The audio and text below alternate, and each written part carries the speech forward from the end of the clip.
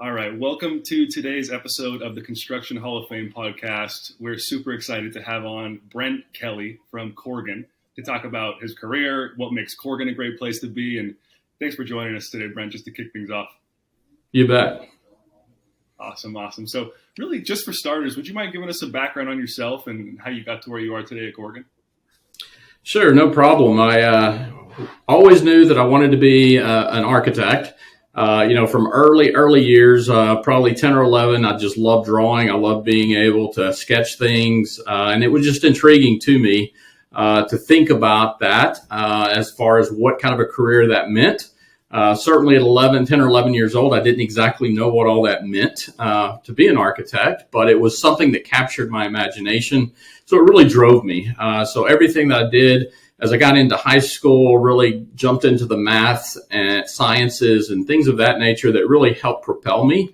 So that by the time I got into high school, I knew enough about architecture. I knew that's where I really wanted to go.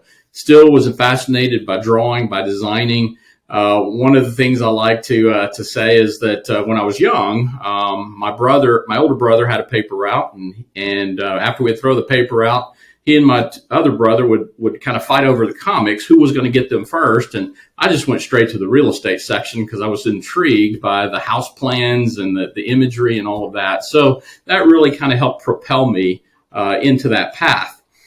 As I kind of graduated, I was really kind of looking for what did I want to do from a career, who was going to hire me. And I had a couple of small firms that I worked for early on, and never quite found that spot until about the third try or so from an employer standpoint. Great little firm, loved what I was doing, a lot of different things. Made it there about 6.5 months, and they ran out of work, and they just let everybody go. So here I am, a young architect, or not even an architect yet at that point, but a young intern trying to figure out life and what to do. And all I can remember was going home thinking, how do you apply for unemployment? How do you start that job search all over again? And the good thing is that employer had told me that they had given my name to a couple of companies. And amazingly, by noon that day, I had 2 interviews set up for the afternoon. By 4:30 in the afternoon, I was hired on the spot by Corgan. So I really like to say I was unemployed for a whole 6 hours in my career. Which was kind of amazing. But in a nutshell, the events of that day are really kind of what propelled me on my career. Little did I know, but it was really a career that I really could never have imagined it could be. Even though at that point with Corgan, I had joined the aviation studio, it's really like aviation found me. Once I did 1 or 2 projects in aviation, I was just mesmerized by the building type, by the complexity of the program, and really started digging into what does it really mean? How do you become an expert in aviation design? My career has such been a whirlwind of opportunity after opportunity. It's taking me all over the country and even internationally to do work on aviation terminals.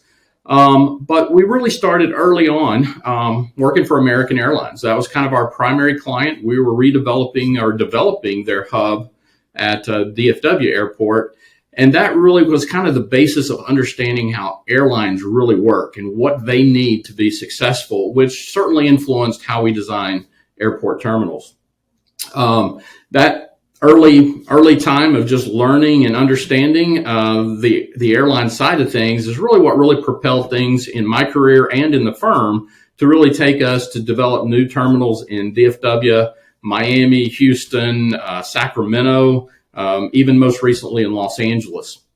And all of these are huge projects, multi-billion-dollar programs, and they take years to put together. So in a lifetime or a career, you only get to do a handful of these, but it's really the relationships you can build along the way that really make it worth everything you put into it. So, I'd say from my career perspective, after beginning as an intern, and the compilation of opportunities and sacrifices, willingness to go that extra mile. And as I say, just really good old hard work. I really find myself now being elevated to a managing principal and our co-sector lead of our aviation team. That's 33 years in the making at Corgan too, right? That's 33 years in the making. That is true. That's awesome. And just curious, going back, do you know if the person who you were with prior to being at Corgan, do you know if Corgan was one of the referrals they had actually sent out when they sent out your name? Yes, I actually did find that out to be the case. They had the two firms had done some partnership work together, not in aviation, but they had some relationships and knew each other. And so one of the principals at the old firm contacted the one that hired me at Corgan. For me, that just goes to show you never know what's going to happen in your career, but if you just do right in the situations you're in and you hold yourself to a high level and you perform at a high level, then oftentimes you'll find that things can line up for you when you didn't necessarily know how they would line up. It doesn't always happen that way. Like you said, maybe you found a stroke of you made your own luck, as some people like to say it, because you did great work, an unfortunate situation happened, luck came along, but not everyone has this type of situation where they find a position right away. But it just goes to show that if you put in the right steps along the way, you give yourself the best likelihood to have a better outcome.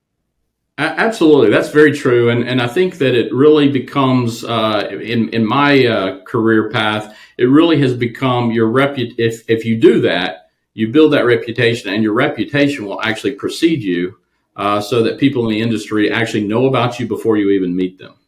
It's the same thing in recruiting. Your reputation precedes itself. And the people who do the best are the ones who, number one, have a long-term mentality, but keep everyone's best interest in mind. Because if you do that and everyone wins, then you build a positive reputation, very similar to construction and actually similar to a lot of things in life. If you do things well and you do well by people, oftentimes things I found will actually come back. But going back to your point at Corgan, you've been there 33 years. What do you love about being at Corgan? What's kept you around? Can you talk a little bit about that? Oh yeah, that's a good question. Kind of get it all the time. It's not that typical that people stay with a firm for 3 decades. But Corgan to me it's not just a job. It is really a life. It's like family. It's a culture. It's all of those rolled into one. And I will just say I've been blessed to be a part of an amazing group of people who really over the past 33 years they've taught me, mentored me, truly cared about me personally, and well as making sure that I was able to excel in my career. So I think it's that giving and taking that you think about in a family, and this is the closest that I could compare it to of working at Corgan. It's a place where you're allowed to chart your own course. There's always guide rails. That's always important, but you really get to chart your own course, find those things that you do best, and really work to excel in those. And that's how the company has really grown over the years, by really empowering people to do that and to find the things that they're passionate about. I know that one of the things I like to say is that at Corgan, you're given enough rope to run, but not enough to hang yourself. And that's kind of a little bit of a funny saying, but it's so true, because you're able to explore and you're able to push the boundaries, but the people within the firm are going to make sure you can stay within those guide rails and not get yourself into trouble. So you get the opportunity to learn, to try things, but not get yourself in so much trouble or the firm in trouble, which is obviously very important.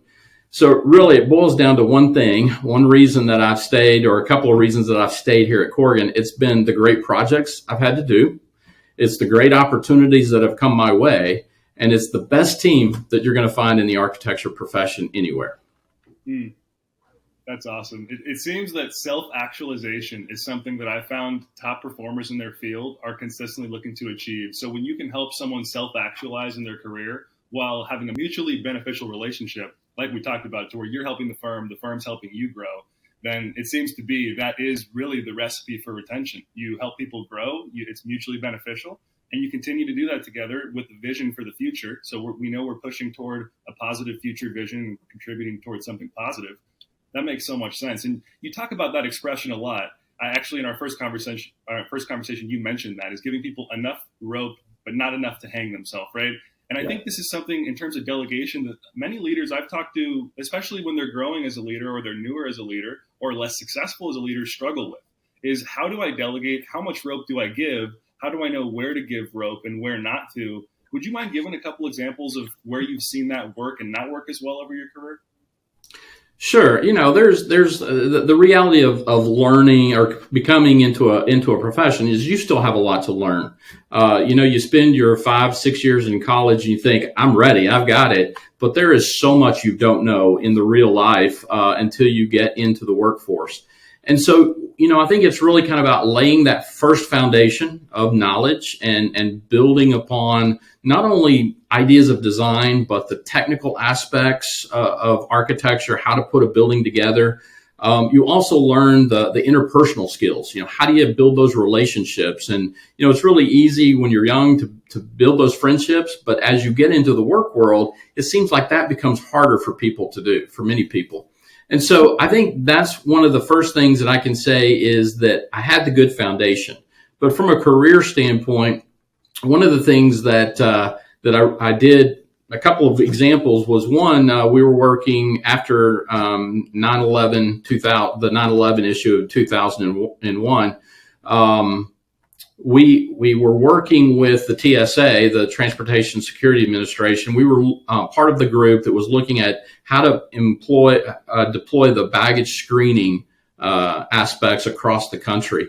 I was working in Phoenix doing project work, or actually all of Arizona, but Phoenix was a very tough one to get through and how to figure out the solution for that.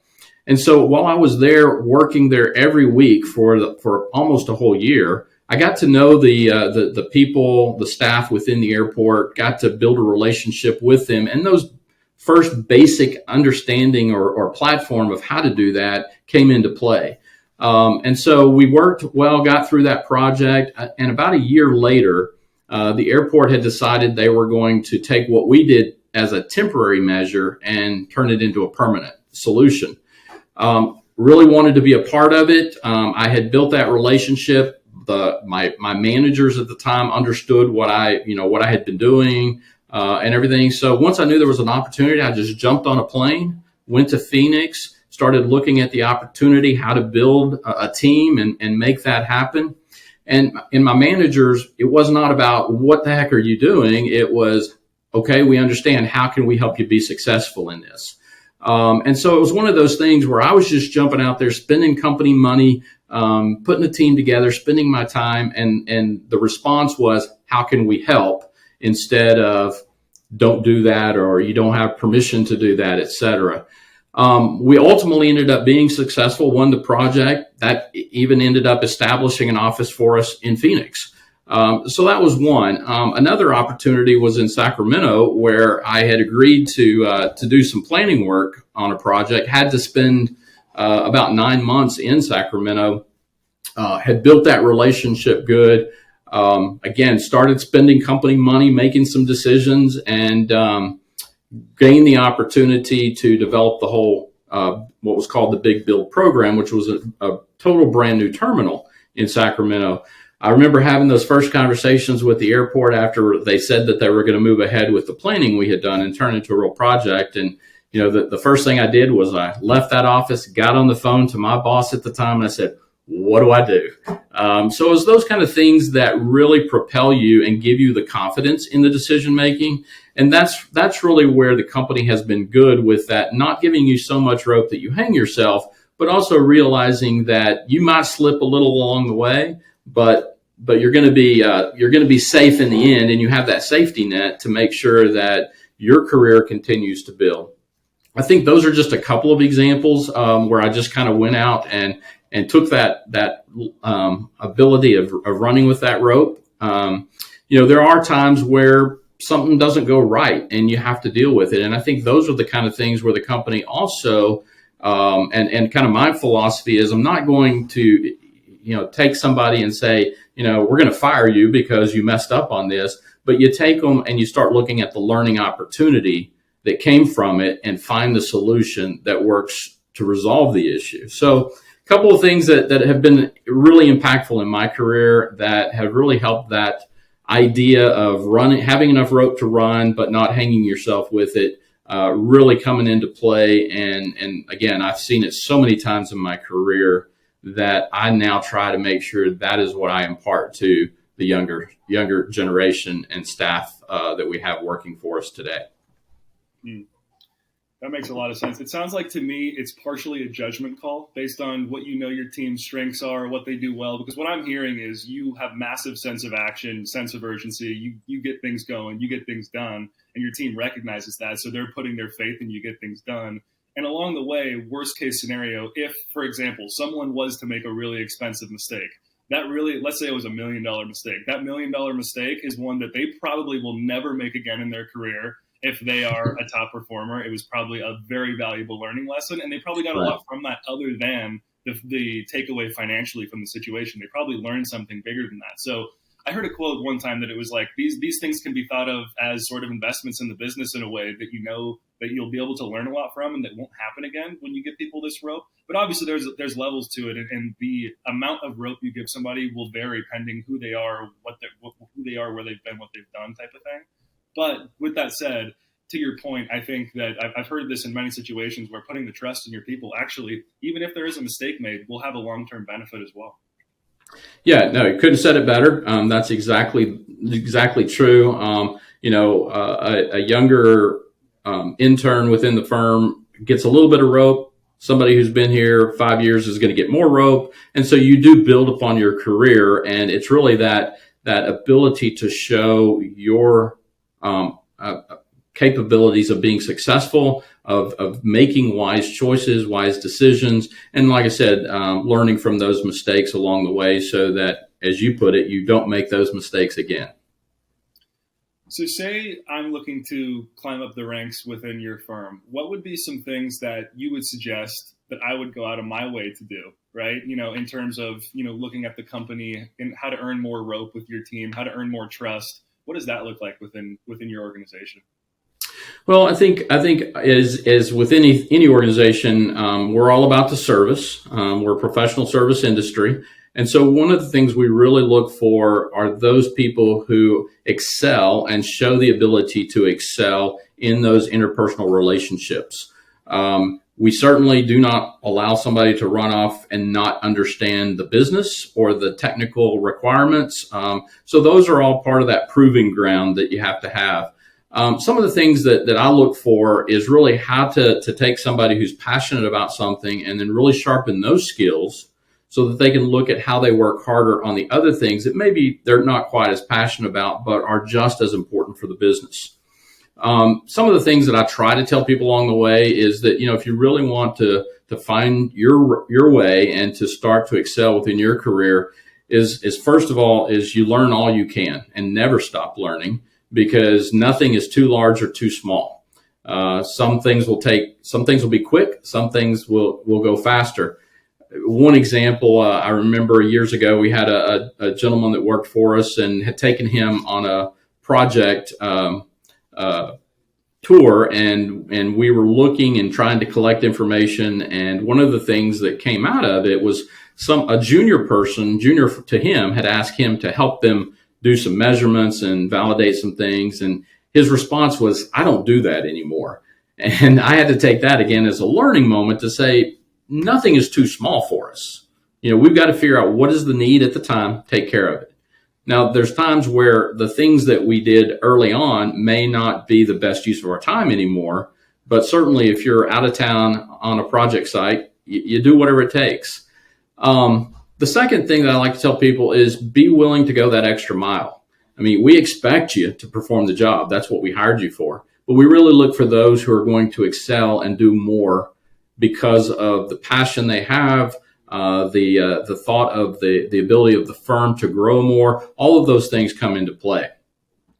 Thirdly is treat others with respect and be genuine in that, because that's so important. And people are pretty astute and they can tell when somebody is being true and genuine and when they're not.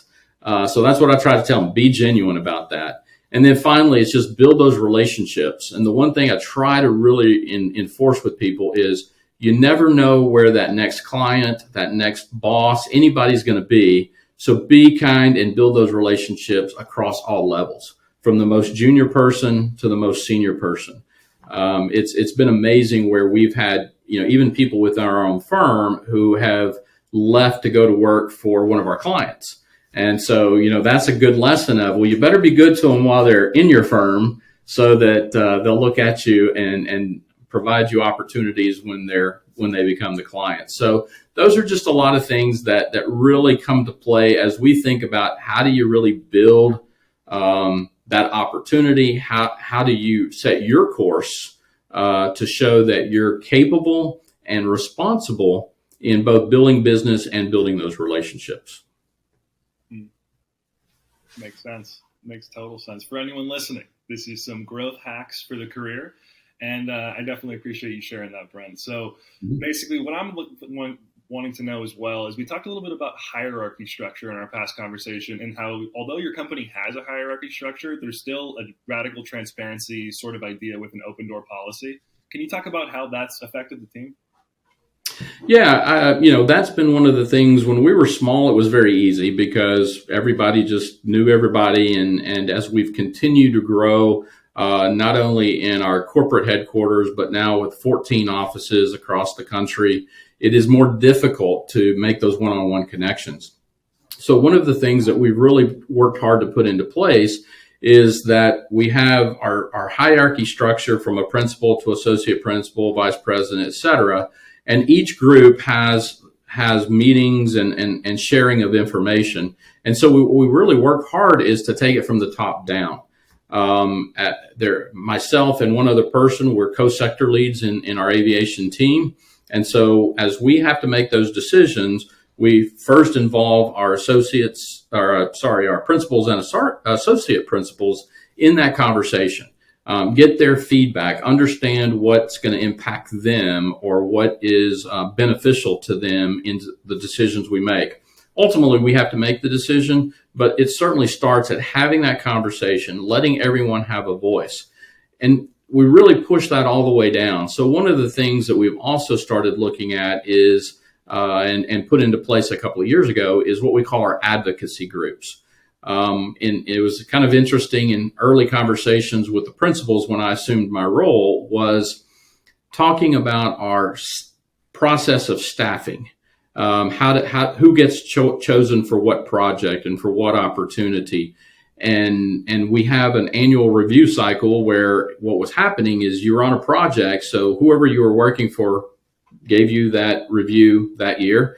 The next year you changed projects, new person gave you a review. And I told the principal, I said, this doesn't work because they don't know who they're really reporting to. They don't know who's looking out for them, the younger staff. One of the principals said, yeah, but we work it out. It's okay. And I said, no offense, but I don't really care about you.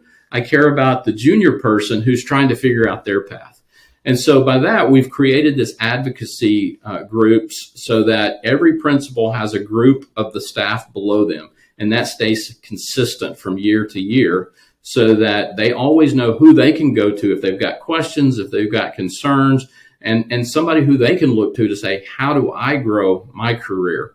So that hierarchy system works well that it allows us to have conversations up the chain, but it also, more importantly, gives us the ability to have those conversations down the chain so that the team as a whole knows the direction we're planning to go, knows the things that are most important for us to accomplish. And most importantly, they know that they're being looked after as well, so that they can see a path forward and understand what does it take to take each step along the way within their career and find those opportunities that will help them build and grow as well.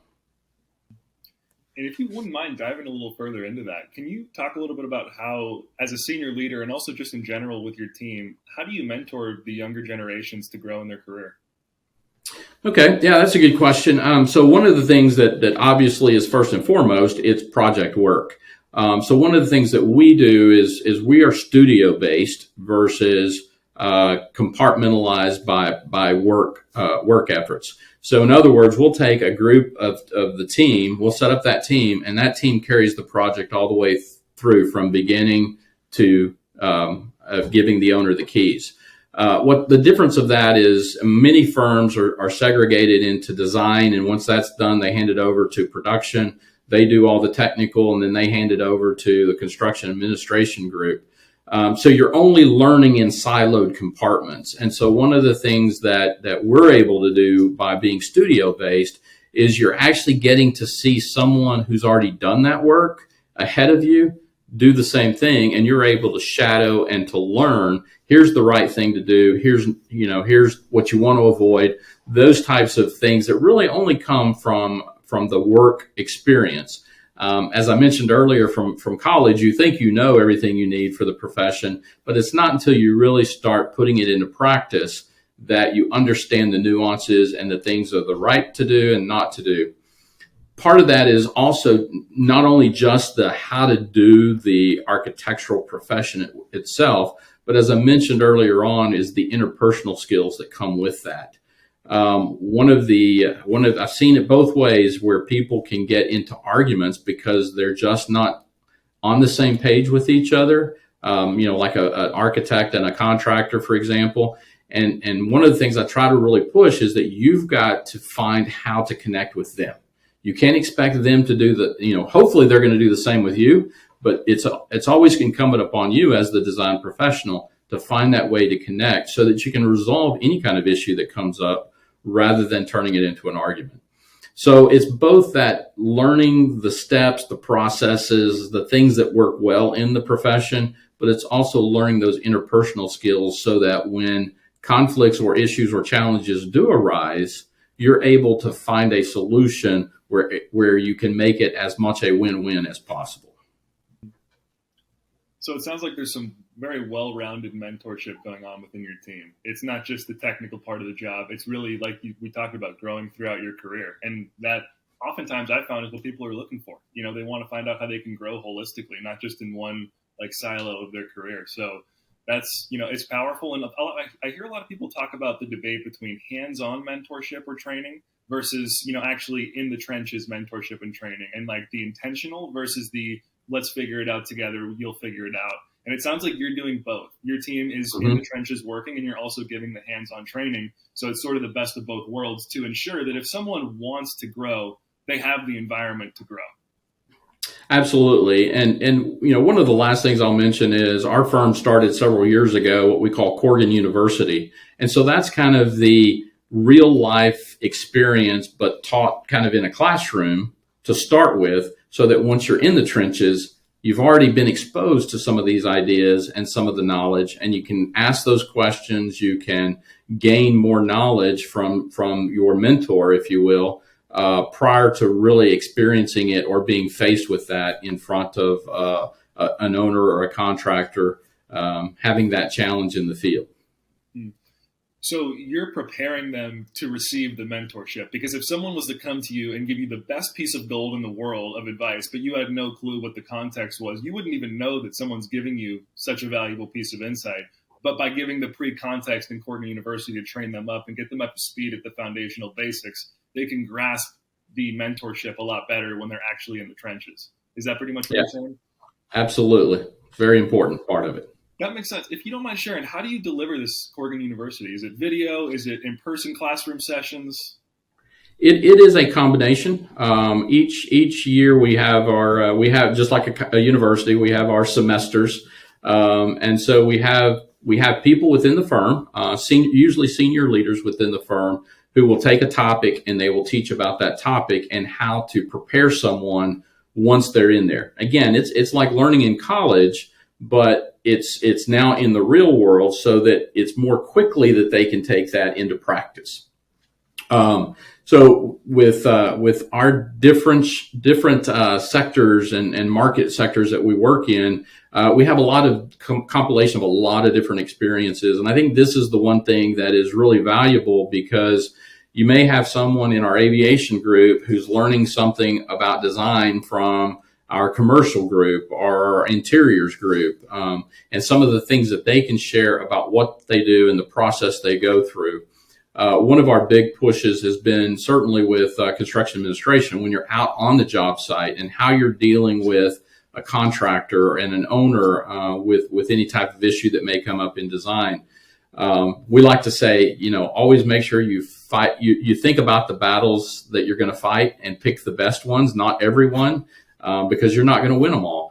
And so even in our construction administration classes, it's really about what is critical to the intent of the design, versus what is something that is happenstance of reality and construction that may not be exactly the same, but how do you find that middle ground so that, again, you're not ripping out something just because they didn't do it exactly the way you designed it, but is it okay and to the point where it does not adversely affect the design and the function of the building?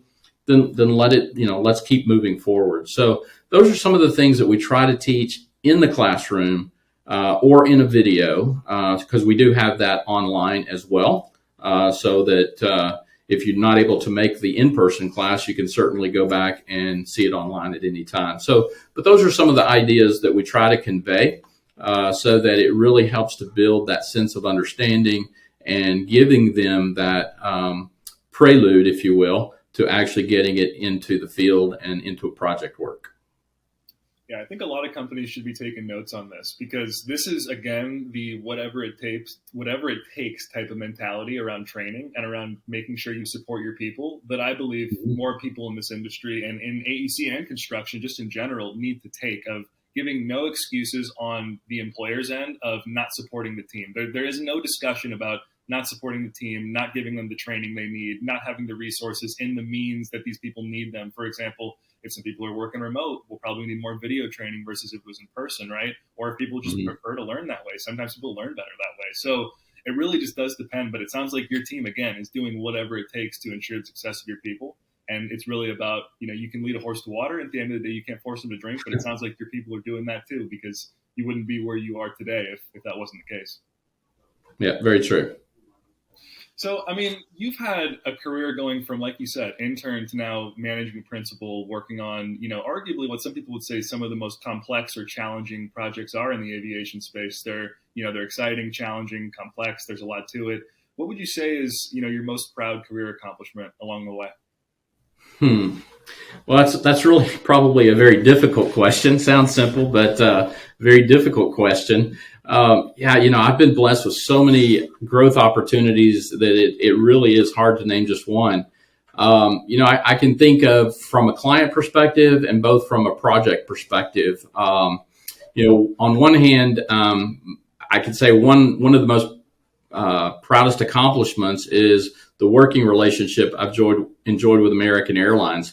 I had one of the project managers that we started working together back in 1997, and we just hit it off so well. And it was kind of interesting because a lot of people in our firm was like, "Oh, I do not like working with her. She is really tough. It's just not fun." And I worked with her, had a blast. We just hit it off so well, and that first project led to over 20 years of working together. And it was such that, she would just call me up. "I need your help. I need you to come look at this. Here's a project I need you to do." So it was really kind of nice because there was no competition. It was just, I had built that trusted relationship. So I think from a client standpoint, that's probably the proudest moment. From a project standpoint, it is a toss up. I've just completed a project called the West Gates at Tom Bradley. That was a $1.4 billion terminal project. Previous to that, I completed a new terminal complex in Sacramento. Both of those were just really great. And it's not just the fact that we were allowed to explore design and really make a statement from the sense of place that is each of those locations, but it was really the people that were part of that program and the people that really made it enjoyable and fun to do. Probably just purely from design, I'd have to say Sacramento Airport is my most favorite project ever, and was really just a great program to be a part of. Why was, from a design perspective, Sac your favorite? Well, it was the process of getting through design. One of the things that I recall in doing some interviews with people in Sacramento as we were starting the design process, we always like to know, as a local, what does it mean to you to be in this location? And I'll never forget one of the assistant airport director at the time I was interviewing him, asked him that question, and he made the comment and paused for a minute and said, "Well, Sacramento has always been known as a hot place to get a cool drink of water on the way to Tahoe." And so I just jokingly said, "Well, that's something we need to change." And so we really started exploring the region and the industry of the area, what it really meant to be in Sacramento. Of course, that's the seat of government for the state of California as well. And so it was really taking the opportunity to explore how a design could be reflective of the place. Certainly, we took in the influence of government and we took in the influence of the agriculture in the region. But one of the most beautiful things we were able to accomplish was the airport director had the foresight to buy some old growth redwood. There was a bridge that crossed the San Joaquin River that had been destroyed by some flooding a couple of years before we started the project. He bought a lot of that wood, salvaged it, and he told us, you've got to incorporate it into the terminal somehow. And so we looked at how we could mill the old growth redwood, which was about 100 years old by that point. And we actually turned it into part of the ceiling. So when you walk into the space, it's just a light-filled space, but the differential of the redwood and the maple wood on the ceiling, it just gives such an incredible soothing feeling, but it's also just spectacular and beautiful as well. It's amazing the level of creativity and thought that goes into this process that people probably, the average person wouldn't even think about. Like, they don't even know goes into this process. They don't know how these things get put together. Really creative people have to come together to build these things. So it's mind-blowing for me. It really is. And just to talk about a little more on these projects, you talked earlier about building teams. What does your process look like when you're building out a team for a new project? Well, we certainly have to look at where the talent is for the requested program. So depending on what's incorporated within the project, that kind of starts to tell us where do we pull the talent from. So we have to do two things. Number one, we have to look at the talent within the firm, those who are going to lead the project, those who are going to be involved in design of the project, production, et cetera. So that's one half of the formula. We have to make sure we've got the people ready who meet the qualifications and can really lead a project.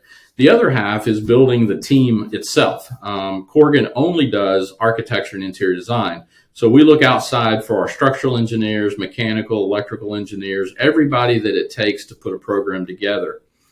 And when I talk about an aviation or a terminal project, the typical size of a team is usually about 20 firms are going to be a part of that team to design and put the building together. So that then entails us looking at both past relationships, where have we been successful.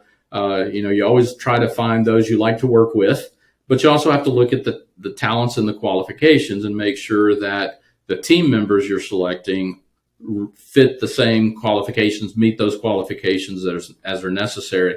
So one of the other things we try to do, we certainly have our national partners, but because we're all over the country, we also always look for local partners. And that's where we have to start out and do some research, get to know people if it's a new location, so that we understand their firm's capabilities. And we look at how we partner. So not only in architecture, we'll usually select a smaller architectural firm to partner with.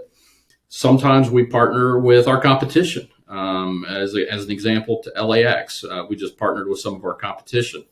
But it's really about building that team and making sure the synergy in that team is going to work, so that we are able to move forward as quickly as possible and have our engineering partners jump alongside us and give us enough guidance about what they need, so that as we plan the building, design the building, we can incorporate the building systems, which are obviously critical, into the program as well. So it really becomes more of a small collaboration of teams, if you will, so that we build towards the final product and making the owner, getting the design excellence the owner is looking for.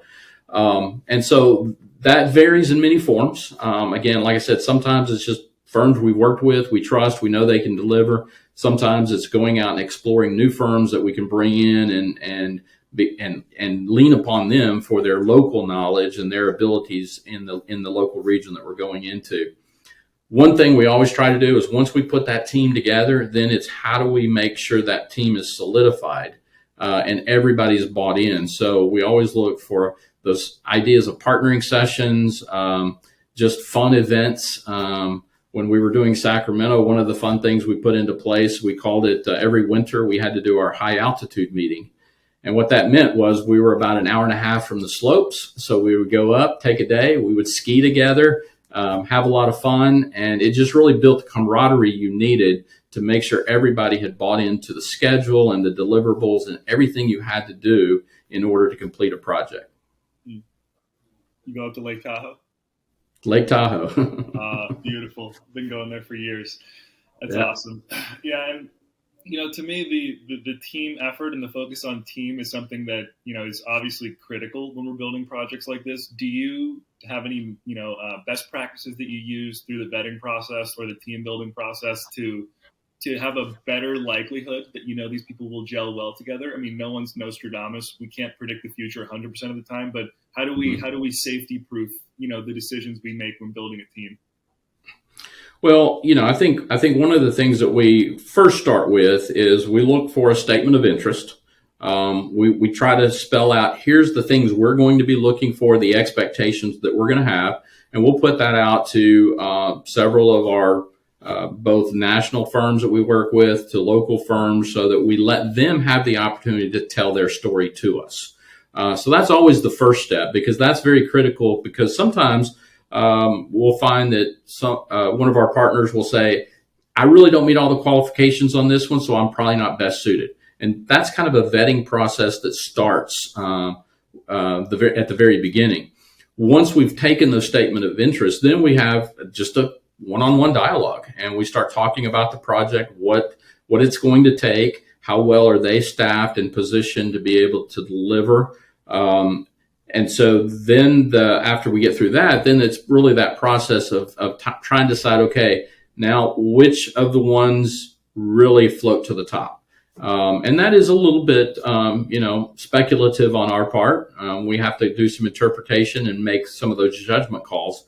But we always try to make sure that once we've selected a team member, we then go back to the other team members and say, this is really kind of what set them apart, just so you know in the future. So that's always kept us very engaged with our partners, and so that we always have a great relationship with them, whether they win the job with us or not.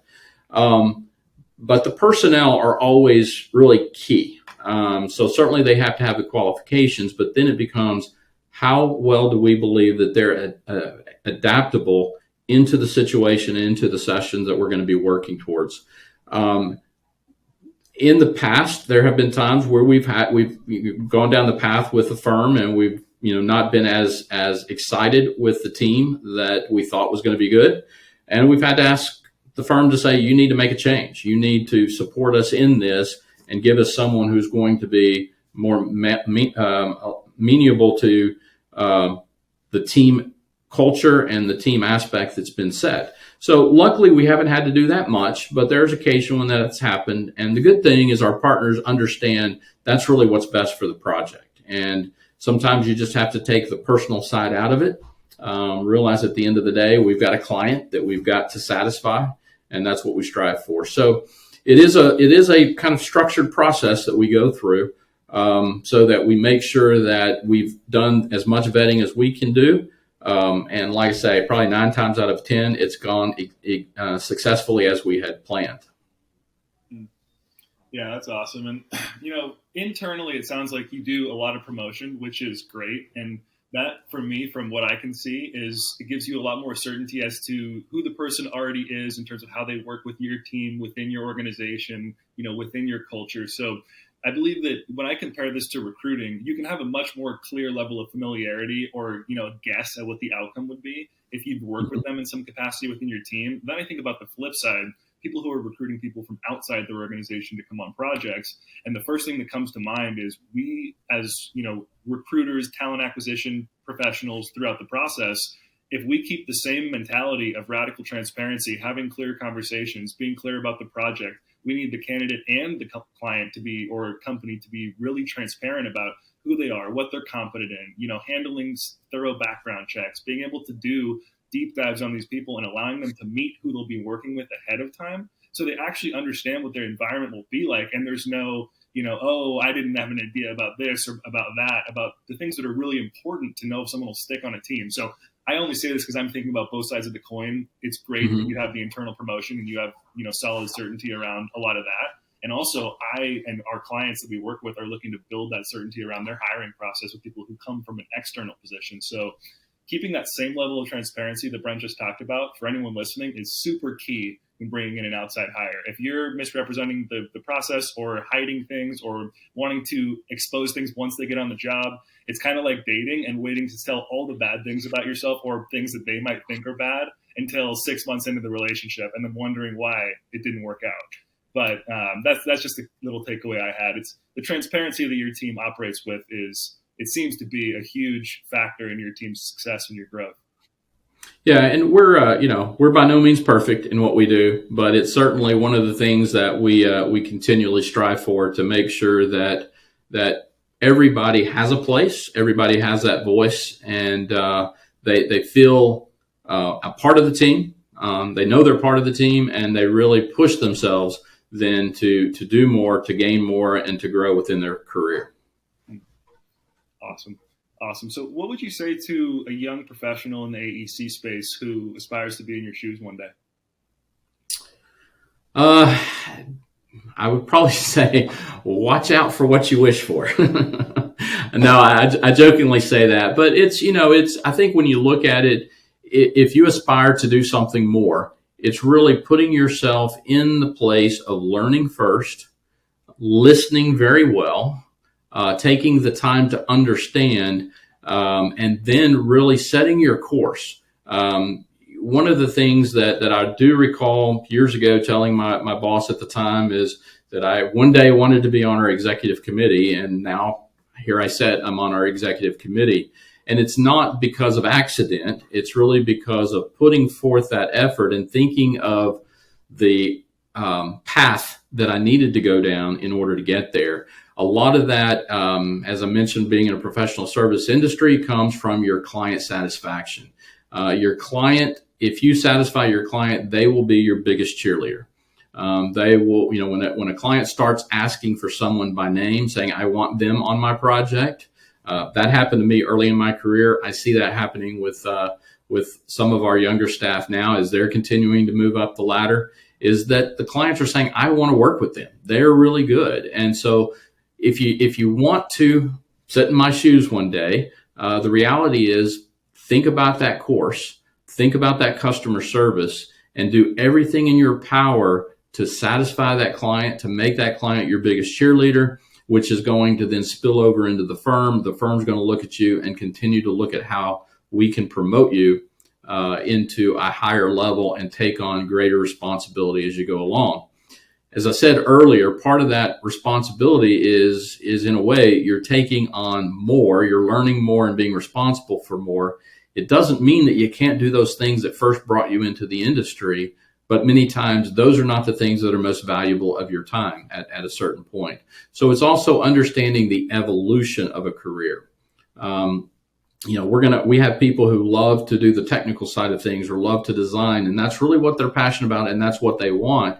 That may not, that may be something that says, I want to stay in that realm and not be responsible for a sector or a component of the work. And so those are just choices that you have to make. And that's why I say it's very important to understand what you want, where you want to take your career eventually, and start putting into place those opportunities that allow you to stretch and to reach to that point.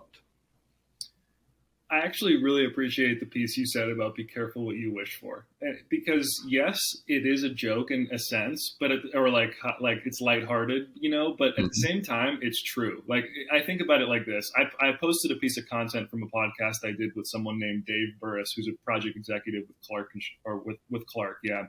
And basically someone had commented on that post and they had said, it was basically, he was speaking about the value of hard work and how if you want to excel to the top of the food chain in whatever industry you're in, whatever space you're in, you need to put in the work. You need to be able to, like you say, do whatever it takes, put in the work that most people actually wouldn't be willing to put in because they don't value the level of growth and success that other people aspire for. It's just very simple.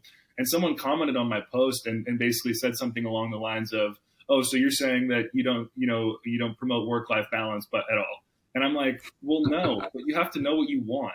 I'm not telling you have to do anything. You don't have to want to be the best at anything in your craft. But I guarantee Kobe Bryant, Michael Jordan weren't sitting there complaining about work-life balance. They wanted to be the best in the world at their craft. They weren't concerned about how much work-life balance they had. And a lot of the people I talk to at the top, they talk about work-life integration. It's not even about necessarily work-life balance because this is their life a lot of the time, what they do to a large extent. And they find ways to integrate that with life. But I just think it's so interesting because I think people just need to know what they want. If you want to be the top 1.1% in your field, then you're not going to be concerned about getting home from work at 4 p.m. every day and going to work in at 9 a.m. and not really doing any work past 4 when your client calls and not servicing them until 9 a.m. the next day when you check in. Some people will do that and they will coast or go through their career progression at the rate they want, right? But that does not mean they automatically deserve to be a top performer just because they've been doing the job at the very base level. So I think really what you said is real. It's like you have to know what you want. If you don't want to be the 0.1% best, then you don't have to act like the 0.1%. You can have more of that work-life balance that you're looking for versus if you want to be at the top of the game, you're going to need to invest more or arguably, depending on your level of skill set, there's obviously like an equation, how skilled versus how much work you put in. But if you're the same skill as somebody else and you both want to go in the same direction, but someone's outworking you by twice the amount, who's going to win? It seems like a pretty clear equation to me. Yeah, absolutely. And I think that is, I love that term, work integration, because it does. You know when to shut it off, when to turn it on. And if it means you're answering something at 8 o'clock at night, so what? You do that and you get it done and you move on. And I think that's really the key, because if you're one of our former CEOs, as he used to say, the first 40 hours is doing your job. Anything over that is building your career. And that's, I think, has stuck with me all these years to say that, yeah, it's not about I'm judging you by did you work 2 extra hours or 10 extra hours. It's what effort did you put in? And that's really the judgment call that really helps a person excel within their career. And it's one of the most controllable aspects as well. Like how much effort or work did you put in? You can't necessarily control how smart you were or what you were born with, but you can control how much effort, how much intentional growth you put in. That's stuff that I believe is a controllable, and we can't control things that are out of our control just by the nature of the term. So we got to focus on what we can control, and that makes a lot of sense. So this has been a super valuable show, super valuable ending. In particular, I really enjoyed all these pieces that you shared throughout the podcast. Thank you for coming on the show. And just to kind of wrap things up, would you mind sharing about what your team's future plans are, or maybe highlight some new projects or some initiatives you have coming up? Sure. We're certainly continuing to look at how we grow, what the future really looks like for us. One of the things is that is kind of part of our DNA is designing places, as we say, where people thrive. There's so much energy and satisfaction around accomplishing that. We've got a couple of major terminal projects underway that we're working in Chicago, New York, and Atlanta. We've got just as many opportunity pursuits that we're chasing. But one of the big future plans that we're looking at is where else do we need to be physically located in order to continue our growth path. And so can't really say what cities they are, but we've got 2 or 3 cities out there that we're targeting right now and looking at how we put people in place. One of the things about our firm and especially our aviation group is our growth has really been internal and people willing to pick up and go somewhere else. We started our group in Chicago because we had about 6 people saying, I'll move to Chicago and I'll work on the project. So that's what we try to instill in everybody that we've got. And we know not everybody's going to be able to be that flexible, but it's really kind of looking at that future expansion that we're after, being really bullish on the growth. 2019 was a banner year for us. And of course, everybody got hit with 2020 and not much you could do about it. But 2022 has surpassed 2019, and we think 23 is going to be even greater than 22. And again, I attribute that to the team that we've built, the fact that we've got so much of our team that has bought into the mission that we've got here at Corgan, and really engaging with our clients and really putting that best foot forward to, as our clients like to say, I always want the A team. And so what we're really about is building the entire team as the A team, so that no matter who you get, you've got the best of our group. That's phenomenal. And I actually heard a quote one time along the lines of, every single person you hire who is not either exactly in line with what your current company is, in terms of standards of, who you bring on the team, or better, then you're pretty much admitting to yourself that you're okay with making your company just a little bit worse. Just a little bit. Yeah. But even that just a little bit means a lot in the big scheme of things. One team gets polluted. That team gets polluted. That leads to a team leaving, not just one person leaving. Then flight risk happens throughout the team. There are these ripple effects that come along with making just one decision that maybe wasn't ideal. So that's a great point right there. Yeah. Well, Brent, really appreciate having you on the show. This has been awesome. And is there any final thoughts you want to leave us with? Well, no, I just really appreciate your invitation to be on the show. Hopefully I've shared some things that have been meaningful from building a career. Like I said, the point of that one day when I was terminated, let go from a job, just changed the course of my career for sure. And I think in a good way, in that it got me thinking about not only of what does someone want me to do, but more about what do I want to do, and where can I best accomplish the career growth that I'm looking for. That self-actualization. Love it. And you definitely did work your way up. You have achieved what many people aspire to achieve in this space. So cheers to that. And like I said, thanks so much for coming on the show. It's been awesome to have you, and we appreciate it. Same here. Appreciate it.